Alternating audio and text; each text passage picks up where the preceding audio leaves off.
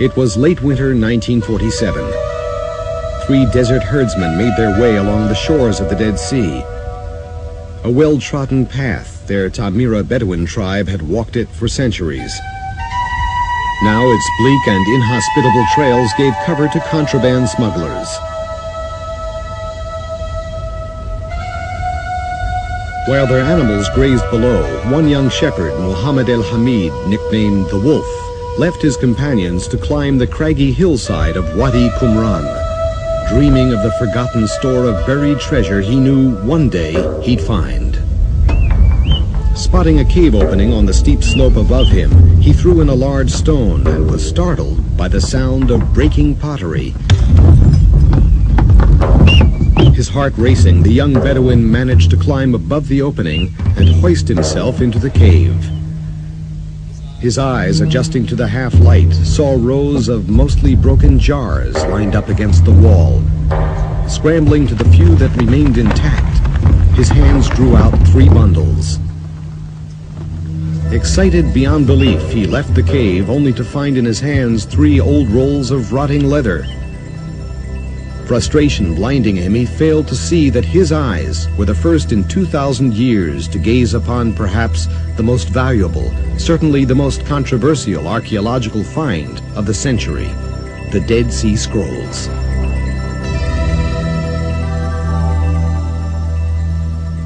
Obviously, no one knows what's in the unpublished documents except this charmed circle, as they call it, this little club of theirs who has all the cookies. All scholars have had access to published text. Many scholars have had access to the unpublished text too. I don't know. Everything is so secretive. That's the problem with the whole Qumran phenomenon. Everywhere you ask a simple question, you must find it very surprising. You ask simple questions, and the simpler the question, the less likely you are to get an answer. It's the way it is. Jesus Christ mentions that. He knows about it. There is one mention there in the parable of the unjust Lord.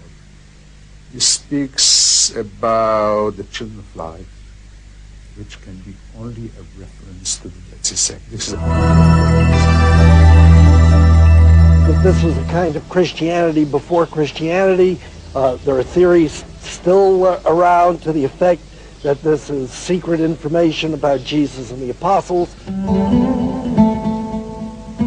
But all this is nearly half a century away for those 3 Bedouins wandering dejectedly into Bethlehem. In the markets of the town, they learned that the leathers might be worth something after all, if they proved to be antiquities. So, seeking out an agent, it was here at his shop that they first met Khalil Eskandar Shaheen, known locally as Kando, a shoemaker and a part-time antique dealer. The Bedouin, it's rumored, wanted to use the scroll to repair his sandals. He wanted to make straps, leather straps.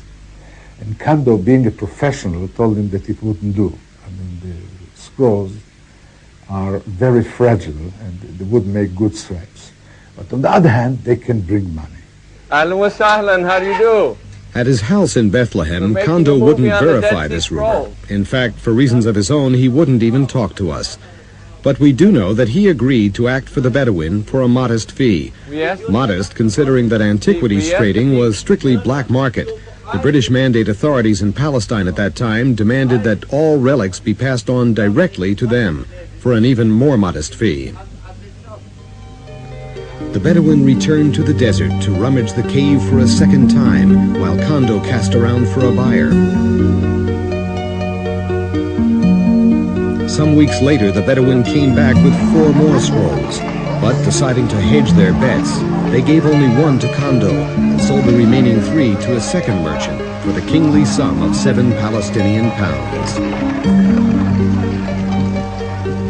Kando, thinking the writing might be ancient Syrian script, brought his 4 scrolls to the Metropolitan of the Syrian Orthodox Church in Jerusalem, Mar Athanasius Samuel. It was here at St. Mark's Monastery in the Old City that Mar Samuel purchased them, hoping they were early Christian texts. And Kando sent these books by a person, his servant, called George, to the bishop here.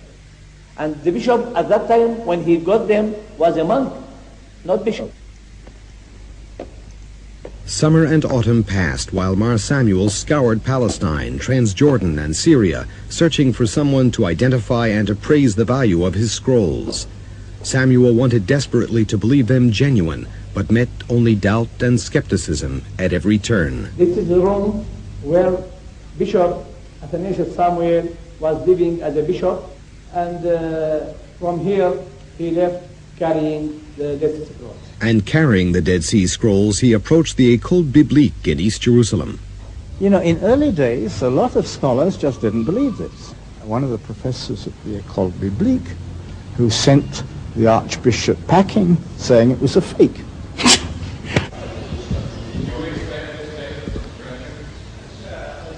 The École Biblique, the French Biblical and Archaeological School of Jerusalem, and its director, the archaeologist Father Roland Deveau, are part of the Dominican monastic order. Both play a key role later in the story of the scrolls. Also to play a central role is Catholic convert Professor John Strugnell of Harvard Divinity School. Controversy surrounded him when he led the committee of scroll editors after Father Deveau. By November 1947, the British Mandate of Palestine was turning sour.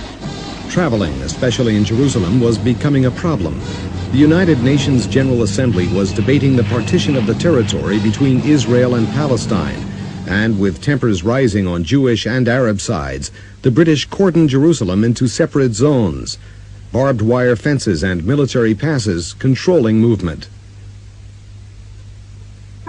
On November 23rd, Elazar Sukenik, professor of archaeology at the Hebrew University, received an urgent phone call from a friend, an Armenian antique dealer from the Old City. He insisted they meet immediately. Without a pass, Professor Sukenik could not travel to the other side of the city. He took his first look at the ancient parchment through barbed wire as he listened to the story of the find. Recognizing the antiquity of the script, he determined to buy the scrolls for the university if he could see the originals. But that meant traveling to Bethlehem, deep in hostile Arab territory. Later that evening, with tensions as high inside the house as on the streets outside, the professor's son Igal came to visit. He listened spellbound to the story. But his father brought him back to earth. Should I dare to go? Yigal Yadin had just come from inspecting the flimsy defense positions around Jerusalem. As operational commander of the Haganah underground forces, he knew better than anyone else just how bad the situation really was. Yadin later wrote in his diary, "As an archaeologist, I felt the opportunity should not be missed. As a soldier, I knew precisely the dangers involved. As a son, I was torn between the two. I told him not to go."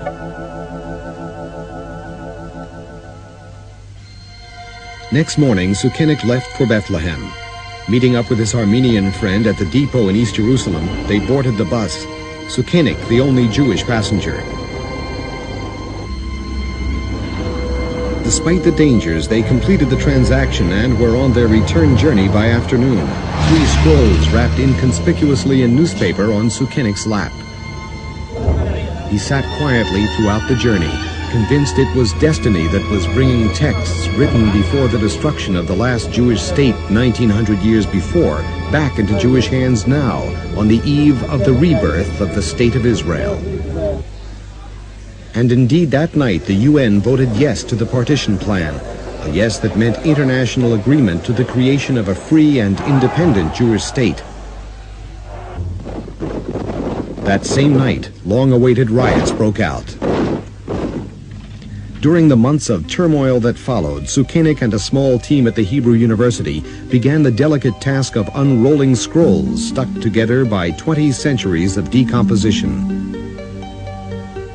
Slowly their identity began to appear. The Book of Isaiah, a 24-foot-long scroll, an almost complete manuscript written only 500 years after Isaiah spoke these words. It was almost identical to the Bible we have today. 25 hymns of thanksgiving, similar to the Psalms, but in a language all their own. The third manuscript, 19 badly mutilated columns that give a detailed battle plan of a prophetic 40-year war, the war of the children of light against the children of darkness. The final battle, when good triumphs forever over evil.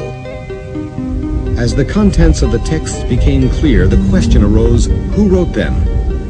Sukenik's thoughts turned to the first-century historian Josephus Flavius, who describes an otherwise unknown Jewish sect, the Essenes. We think we know what Pharisees, Sadducees, and Essenes are, and we think our men are Essenes. And we think that Pharisees are the ancestors of current Judaism, and we think that Sadducees lived it up in Jerusalem, wine, women, and song, high priests, and that sort of thing. When the Second Temple stood in Jerusalem at the time of Jesus Christ and before, the Jewish world was split on how to interpret and practice the law and how to deal with the Romans, and before them the Greeks, whose power held sway over the land. The Sadducees, religiously ultra-conservative temple priests, were the political establishment of the time. They demanded adherence to the letter of the law of Moses. But in everyday life they adopted foreign ways, making them unpopular with the common people.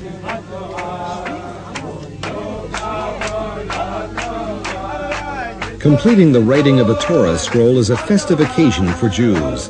One error and the whole scroll is rejected. The scribe's craft is passed from father to son. Thus the scroll of Isaiah showed that not much had changed from what was written in the time of the Second Temple. Not much in the scroll, but much in Judaism.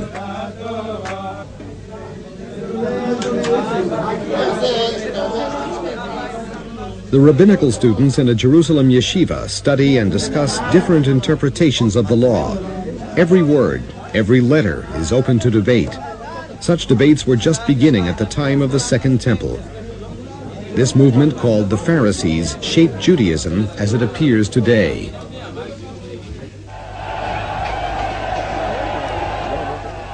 These ultra-Orthodox Jews from the Mea Shearim quarter of Jerusalem are demonstrating against the breaking of the Sabbath laws. They do not recognize the state of Israel and believe that redemption will only come with the appearance of the Messiah. In a way, more than any other modern Jews, they may resemble in their spirit of defiance and self-exclusion the ancient Essene sect. The Essenes, a highly disciplined hierarchical set of mainly celibate men, followed a solar calendar that gave them a Jewish life all their own. A 3-year probation awaited anyone wanting to join the sect. Before the sun rises, they utter not a word on secular affairs, but offer prayers as if beseeching him to appear. This is how Josephus, who himself claims to have been an Essene, describes their life. As Professor Sukenik searched out these references to give substance to what was still an educated guess, Bishop Samuel still searched for an expert to identify his scrolls. In February 1948, Mar Samuel's agent finally approached Sukenik. Meeting here at the YMCA, Sukenik was shown 4 scrolls. As he unrolled the edge of one, these words jumped out to him. The Book of the Community Rule. He shall admit into the covenant of grace all those who have freely devoted themselves to the observance of God's precepts, that they may be joined to the counsel of God. Sukenik immediately offered to buy them. The agent said he'd come back with an answer by phone. The call never came. Sukenik's interest, however, had finally confirmed the scroll's authenticity, and Samuel wasted no time in contacting Azor, the American School of Oriental Research. He hoped the Americans would come up with a better offer. In 1948, John Trevor, acting director of the American School in Jerusalem, unexpectedly came into the possession of what appeared to be a group of ancient manuscripts. Not knowing what they were, he sought to ascertain their authenticity. Trevor made photographs of the scrolls and called Professor W.F. Albright of Johns Hopkins University, America's leading archaeologist and biblical specialist. And I called him out and he told him the same. that some mysterious scrolls were found.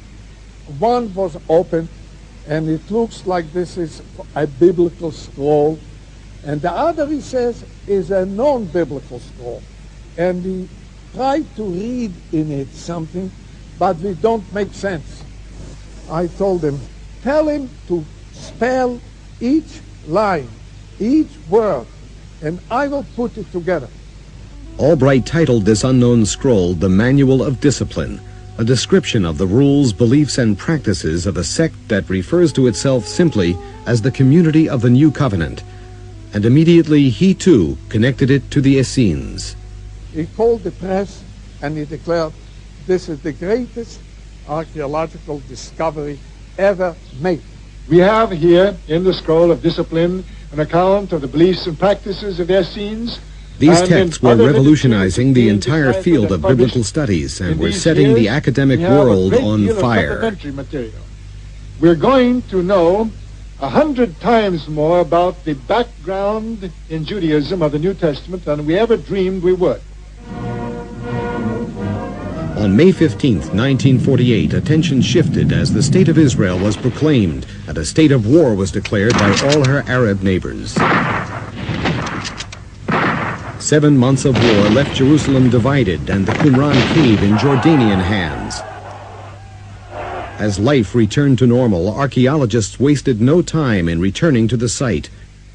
Father Roland Deveau of the École Biblique led an expedition to the cave where the scrolls were found. Okay, this is one of the jars which was found in the excavations by Father Deveau. It was made specifically for the Dead Sea Scrolls. We can see that, for example, the length of this is about the size of a Dead Sea Scroll. The Dead Sea Scrolls were wrapped in linen. They were then placed in these special jars. Notice that these jars have on the shoulder a locking device. The top then was placed on top of the jar like this. And they then took a cord, they knotted the cord then ran through these lugs here which are on the shoulder, and this was the way in which the scrolls were stored for almost 2,000 years.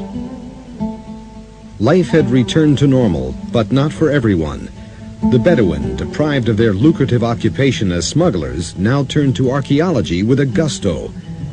While the excavations went on over the next 4 years, hundreds of manuscripts and tens of thousands of fragments were dug out of more than a dozen caves in and around Qumran. From then on started a series of excavations, illegal, illicit excavations by the Bedouins and legal excavations by the archaeologists. I'm sorry to say that the Bedouins were always the first. In order to multiply their profits, the Bedouins started breaking manuscripts into pieces. To prevent this damage, the Jordanian Department of Antiquities set a fixed price for the relics, £1 per square centimeter. So successful was this strategy that a flood of material reached them, down to the tiniest fragments, brought to them in empty cigarette boxes. The vaults of the Rockefeller Museum were full to overflowing, but the budget had run dry. So they invited other institutions such as McGill, McCormick, other American universities, the Vatican even. They were to buy on the conditions that when the study of the manuscripts was finished, they will be distributed to the various contributors. The École Biblique was set up in Jerusalem in 1892 as part of a Catholic movement to give priests a scientific basis for their theology. It was natural for them to be deeply involved with the scrolls, and when Father Deveau, the school's director, suggested the formation of an international team to bring the material to publication, it was also natural to invite him to lead it. Deveau had the foresight to set up the organization of scroll study, bringing in scholars from the various countries and the like. He had the foresight to do this at a time when we didn't yet know how much material was going to come out of the caves. Here, half a mile below the original cave, lies Khirbet Qumran. On the western shore of the Dead Sea are settled the Essenes, a solitary people, extraordinary beyond all others, who live without women and without money, having only the palm trees for company. These few lines from Pliny the Elder, 1st century Roman geographer and natural historian, are the only reference to the location of the Essene community. The spring of 1953 saw Father Devoe on that same western shore of the Dead Sea at the head of the first extended excavation, a dig that would occupy him for the next 4 springs and lead him to a view of Essene life that would be debated for decades. This is one of the most interesting archaeological sites in Palestine. It's the first site where we can see the economic background where manuscripts are produced. We have the Essene community and the Essene manuscripts, and we have the Essene bakery and the pottery and everything else. The 2-month dig unearthed remains of considerable construction. It soon became clear that this was a well-established settlement. The complex consisted of more than 30 buildings, of rough stone blocks and earthen mortar. Some supported wooden second-story rooms above them.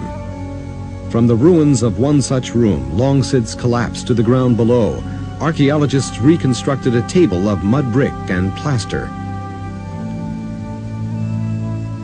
When inkwells were found, Devoe confidently labeled this room the scriptorium, the room in which the scrolls were written.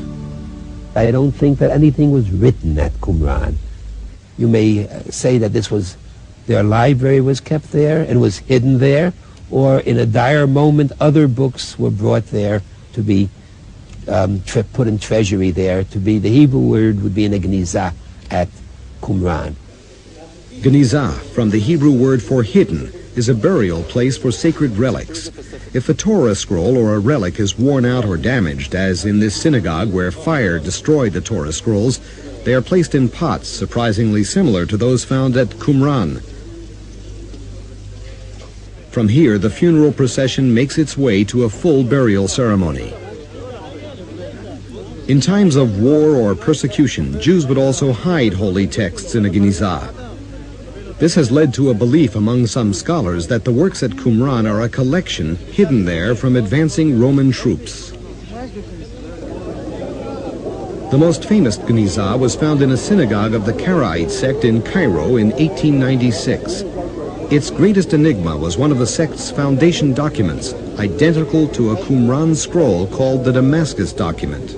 A Jewish group of rabbis and apparently Pharisees, scholars, were forced to leave Judea at that time and go to Damascus, to the north, and then they tell about themselves. This is the Damascus document, the real thing of Damascus document. And then they organized themselves in a community and they established a new covenant, which means a New Testament. This Karaite cemetery in Jerusalem tells the story of a heretical Jewish sect founded in Persia in the 8th century. Parallels between their documents and practices and those of Qumran generated heated debate in the scholarly community that the Dead Sea Scrolls were medieval from the 8th or 9th century and were one and the same with the Karaite community. When new carbon dating tests showed the manuscripts to be from the turn of the millennium, it became clear that the Karaites had in fact drawn their sources from Qumran, which is an enigma in itself. Theories of an early dating for the texts had already gained ground with the discovery of the unique copper scroll, which some believe was brought from the temple in Jerusalem before its destruction. This is the first time that any ancient scroll was inscribed on metal, let alone on copper, but what was inscribed was a tale of gold, a tale of treasures not yet found. Centuries of oxidation made the copper scrolls too brittle to unroll. They were finally cut open strip by strip. Today housed in a museum in Amman, Jordan, they were recently rephotographed by a team from the Biblical Manuscript Center of Claremont, California. What it is, I mean, this sounds like something out of, you know, a Walt Disney or Steven Spielberg production, but it's a document that tells you where to find buried treasure. And we're talking the real stuff here, you know, gold, silver, the stuff that would make us all rich. In the spring of 1953, Professor Sukenik died, and his son Yigal Yadin took up his father's research. The following summer, Yadin was lecturing at Johns Hopkins University at Albright's invitation. On June 1st, 1954, an advertisement in the Wall Street Journal captured his attention. The 4 Dead Sea Scrolls, biblical manuscripts dating back to at least 200 BC, are for sale. Realizing these could only be the scrolls in the possession of Mar Samuel, Yadin immediately answered the ad. Late spring saw the return to Israel of 4 more of the ancient Holy Scrolls, found by shepherds in a cave at the edge of the Dead Sea. And so Yadin closed the circle opened by his father. The final price, $250,000. In Jerusalem, Prime Minister Moshe Sharet and his Director General examined the scrolls and announced that the government would build a shrine of the book to house the entire collection, 7 in all, on the campus of the Hebrew University. The unrolling of the 2,000-year-old parchment is a painstaking job. The last of the scrolls is written in ancient Aramaic. The Dead Sea caves supply a missing chapter to the proud history of the Jews in the Holy Land.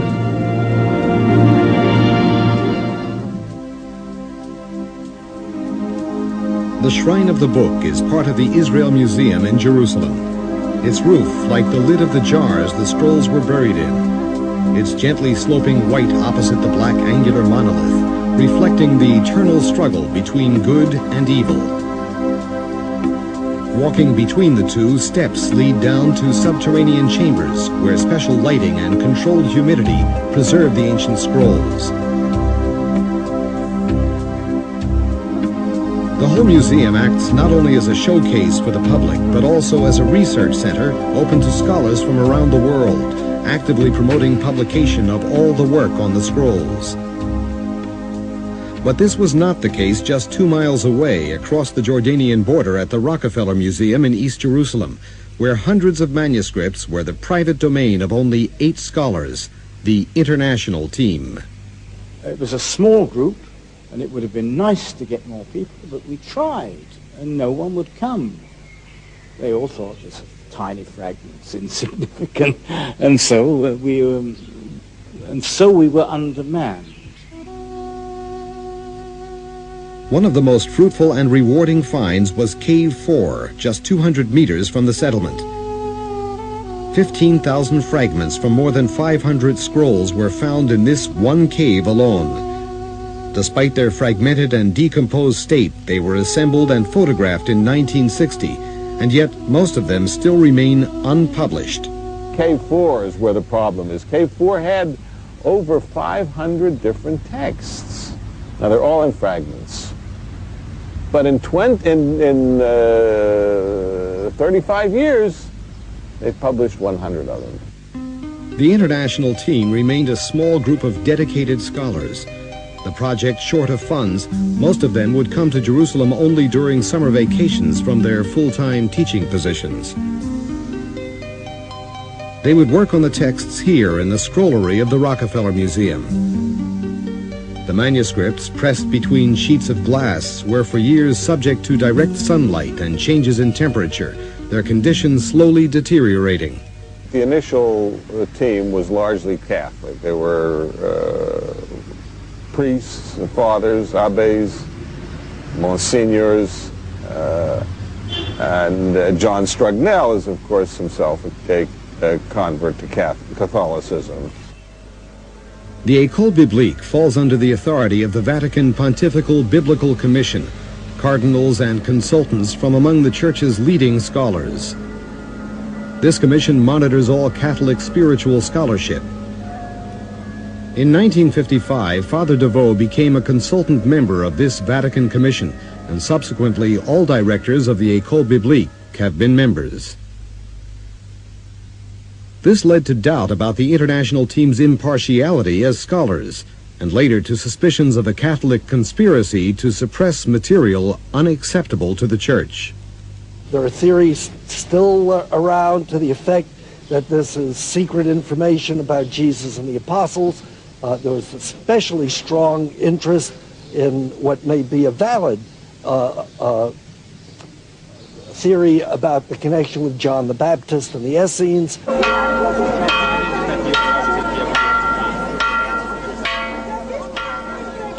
Not far from Qumran is the monastery of Ein Hajle. These Greek Orthodox pilgrims are making their way down to the Jordan River, to the very spot where John the Baptist is said to have baptized Jesus. This at the very time the Qumran community flourished. As they too practiced ritual immersion, some scholars have drawn the obvious conclusion connecting John the Baptist and the early Christians to the Essenes.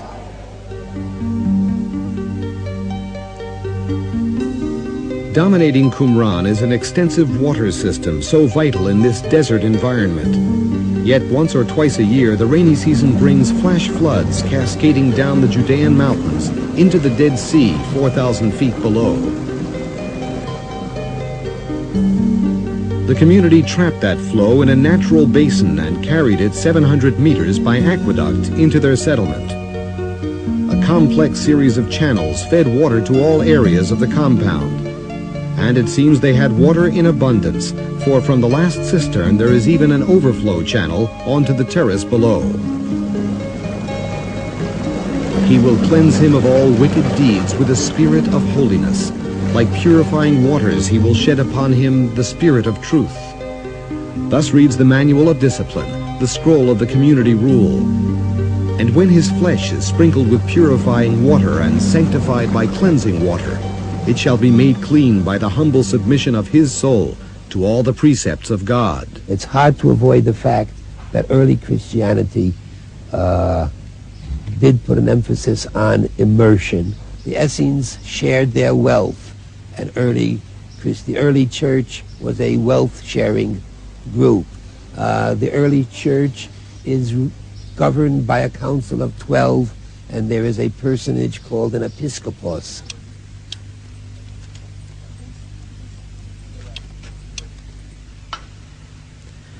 Like the community in Qumran, the early Christians withdrew to the seclusion of the deserts, to a monastic life of contemplative solitude.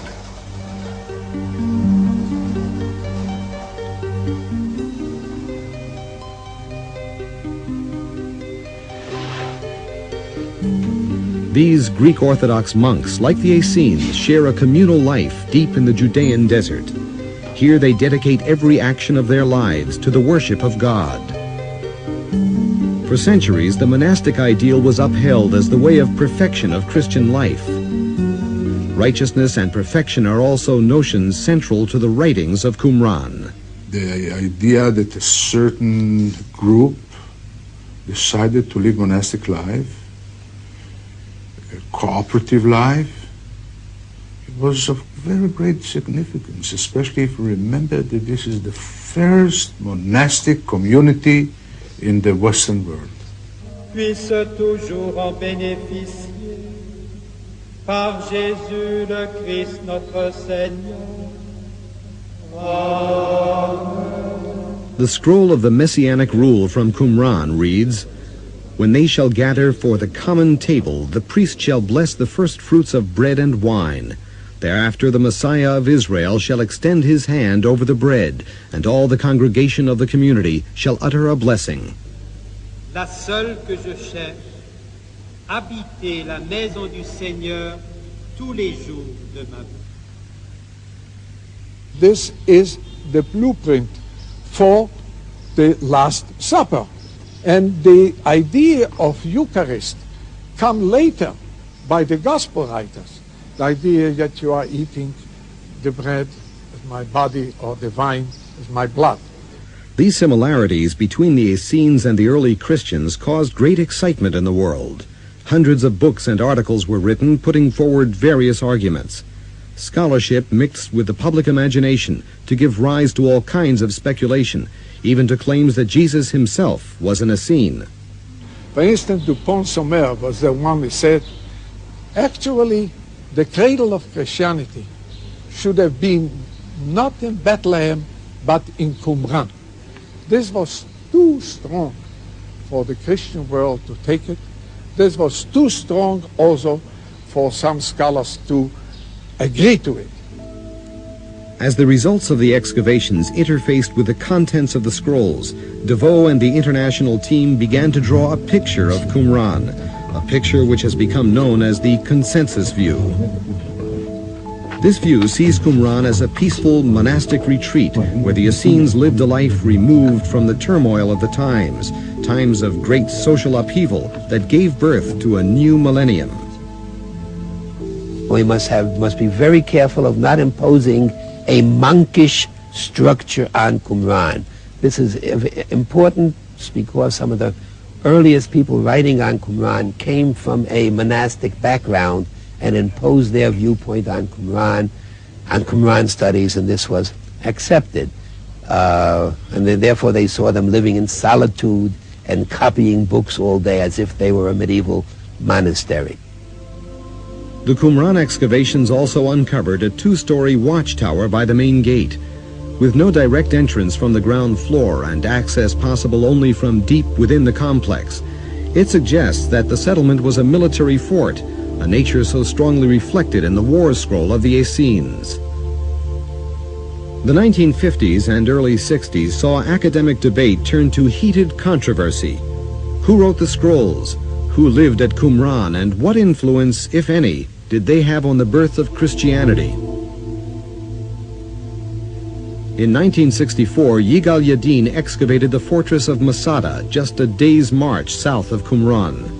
Masada, site of the last stand in the Jewish revolt against the Romans. Here, 1,000 Jewish zealots, men, women, and children, committed mass suicide rather than fall into Roman hands. When Yadin unearthed Essene scrolls at Masada, a connection between the Essenes and the zealots was made, which has been disputed ever since. In November 1966, the Jordanian government nationalized the Rockefeller Museum, and the Dead Sea Scrolls became Jordanian property. This act will have repercussions when the museum passes into Israeli hands.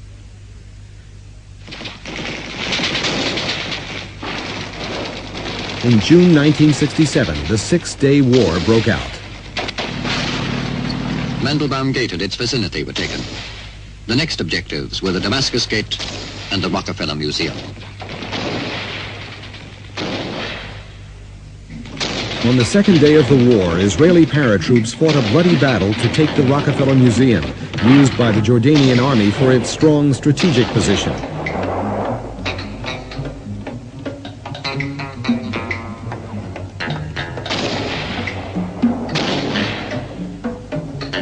After heavy fighting, the museum fell before the Israeli advance. The Rockefeller Museum, facing the old city. Just 20 yards from here, the old city walls.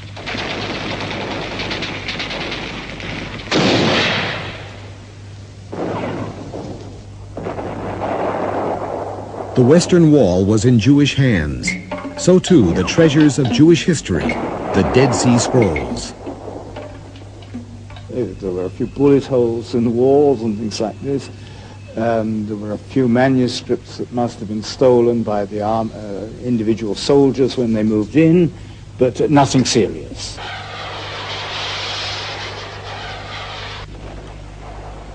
With fighting still in progress, Yigal Yadin procured a jeep and an army escort and drove down to Bethlehem. For years, he had suspected that another scroll was still in the possession of Kondo, the antique dealer. Faced by Yadin with the Israeli army behind him, Kondo unearthed the shoebox hidden under his kitchen floor. Opening the box, he handed Yadin the longest scroll ever seen, more than 28 feet long. The Temple Scroll, as Yadin named it, proved to be one of the oldest and most important of all the non-biblical Qumran texts.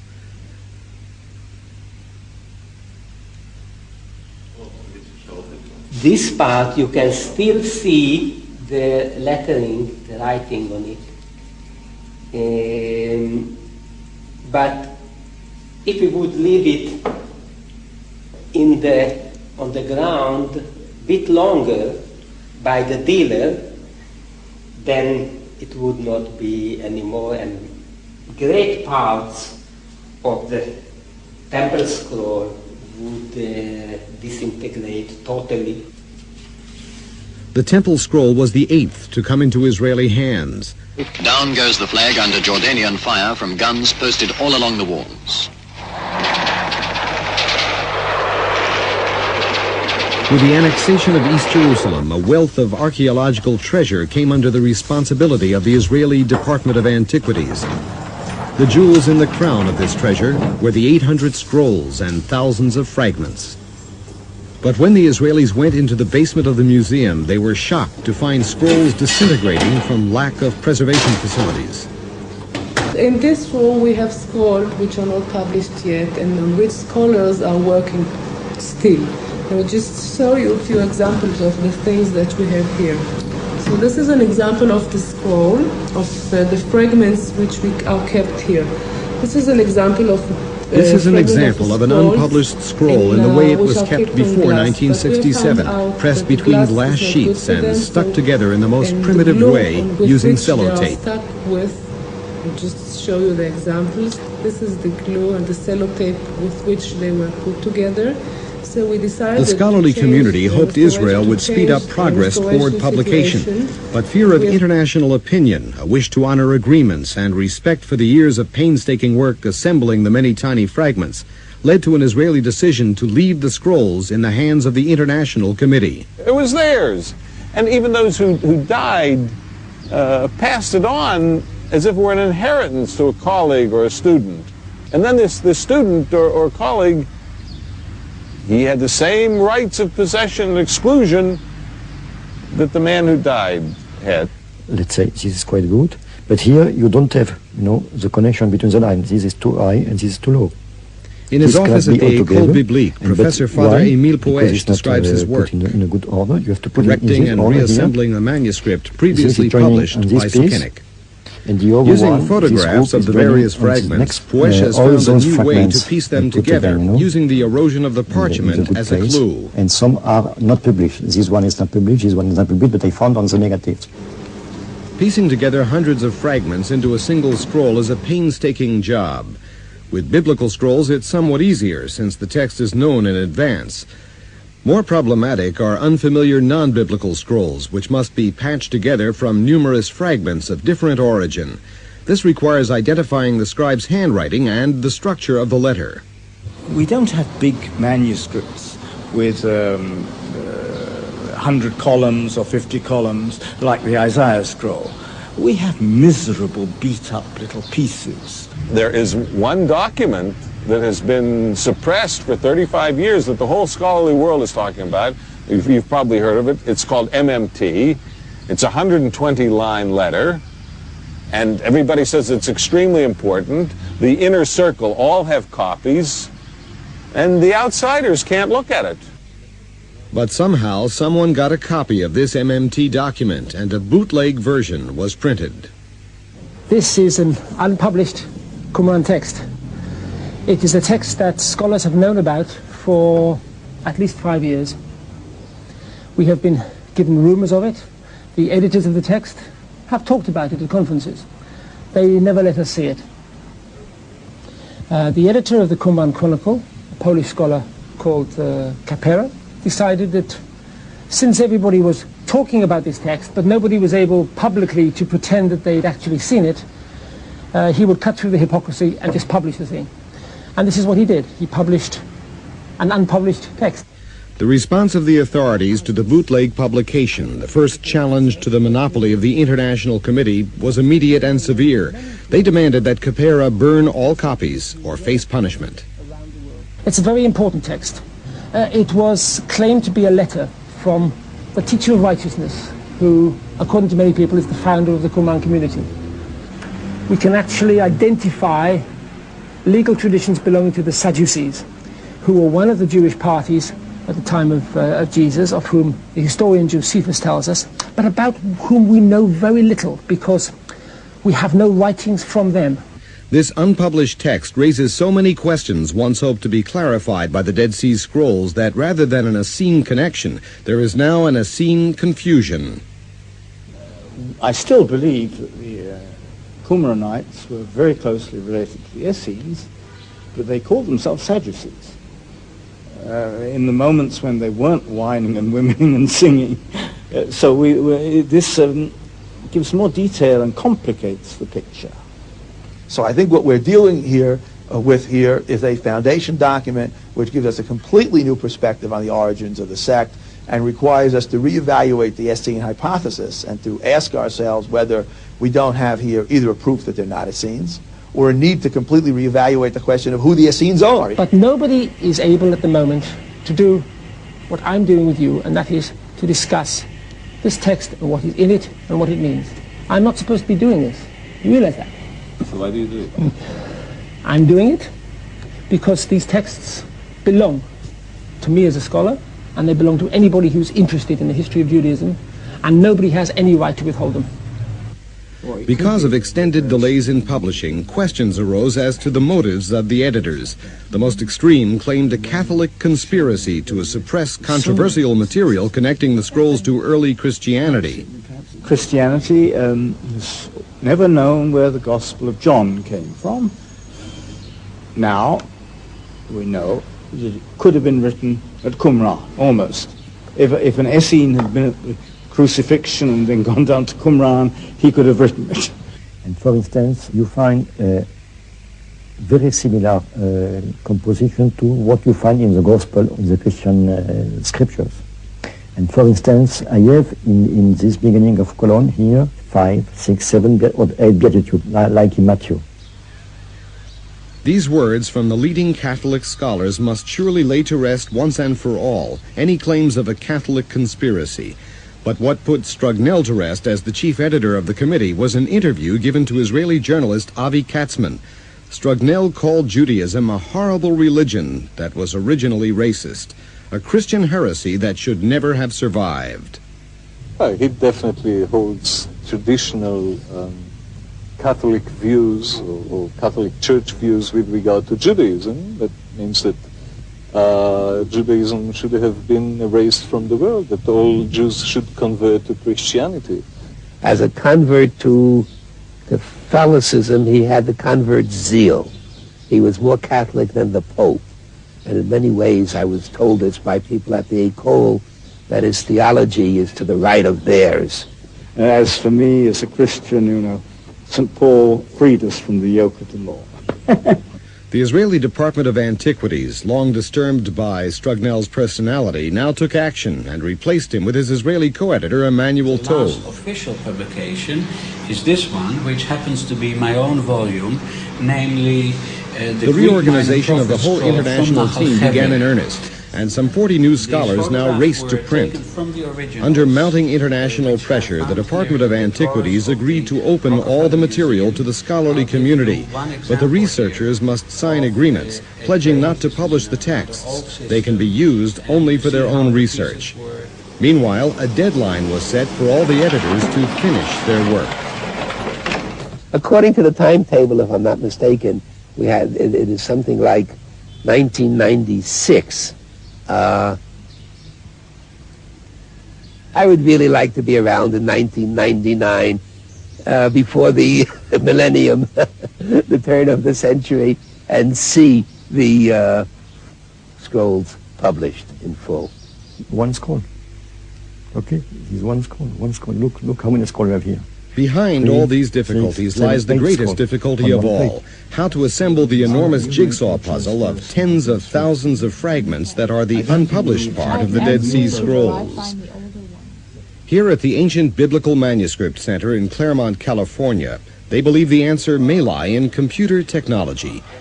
Together with state-of-the-art companies, they are developing digitally enhanced computer imaging. With photographs of the scrolls in computer databanks, it is possible for artificial intelligence to match fragments to one another in ways impossible for the scholar working only with his hands and eyes. What we've done is we've made an outline of this piece. You see, there it is, and we rotated it, and now we're taking our outline and we're moving it up where it belongs so we can put this fragment back where it originally fit. I have done this manually, and it took me about a better part of a day. Now you can take such fragments electronically and you can move them without moving the text itself. You can move the fragments around like it was a giant jigsaw puzzle. This is revolution. people will not imagine how we ever did it the old way. Just like people say, I can't imagine what life was like before word processing or air conditioning, you know? They're going to say the same thing about the way we study ancient texts, especially Dead Sea Scrolls.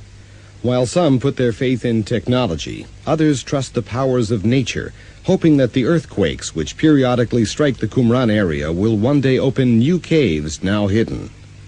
I think I can say there are still scrolls, mostly in collapsed caves, and one day these will come to light. It'll be very exciting. As you know, over 25 years or so, the Jordan Valley is torn apart by earthquakes. And that's when I expect old, closed caves to be opened. And that's when I expect certain manuscripts to come to light again. I would like some pre-exilic biblical manuscripts. Some old ones. Let's say Jeremiah from the 7th century. How would you like that? All biblical scrolls discovered so far are almost perfect duplicates of the Bible books as we know them. Here and there, the scribes changed a word or two, and the corrections and erasers on the scroll didn't seem to bother them.